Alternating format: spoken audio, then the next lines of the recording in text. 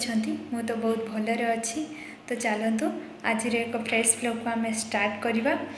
तो आपण मैंने जानी नहीं थे थंबनेलु आज मु कौ रेसिपी शेयर करने को जाऊँगी। तो चलतु रेसिपी स्टार्ट करवा। मुठी मुढ़ी को पानी रे किछ समय मो भिजे देती आलू को छोट छोट पूरा चॉप कर काटी देती। तापर मो पियाज नहीं कटा आउ कटा टमाटर आउ धनिया पत्र को मुझे चॉप कर काटी नहीं।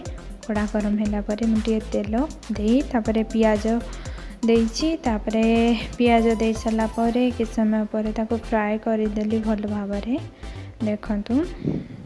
फ्राए कर सारा मुझे सेटारे जदि आप चाहिए जीरा भी पकई पारे तो सेटा ऑप्शनल। तापर मुझे आलू पकई नहीं।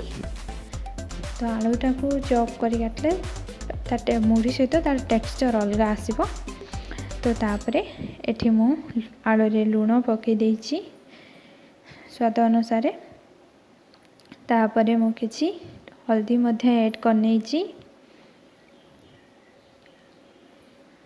जमी हल्दी पकेबे जमी मुढ़ी आउ आलू रे हल्दी पूरा हम व्हाइट व्हाइट न रही पूरा येलो कलर आसब। तापर मुझे जीरा पाउडर ऐड करने भल भाव मिक्स करने देखु।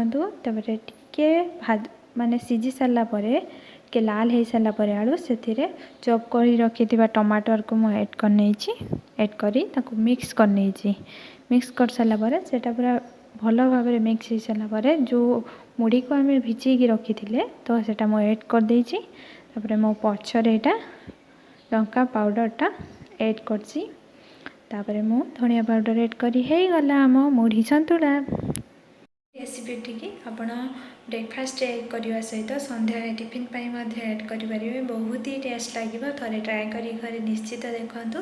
आ बहुत सहज उपाय और जल्दी टाइम रे हो पार पिला भी बहुत ही गोटे टेस्टी फूड जहाँकि किसी देहरे भी असर पड़ोनी आ बहुत ही जल्दी हो। तो आपण मानक केमती लगे मो रेसिपी कमेंट माध्यम निहाती जनइबे और थे घरे ट्राए करिए देखिए।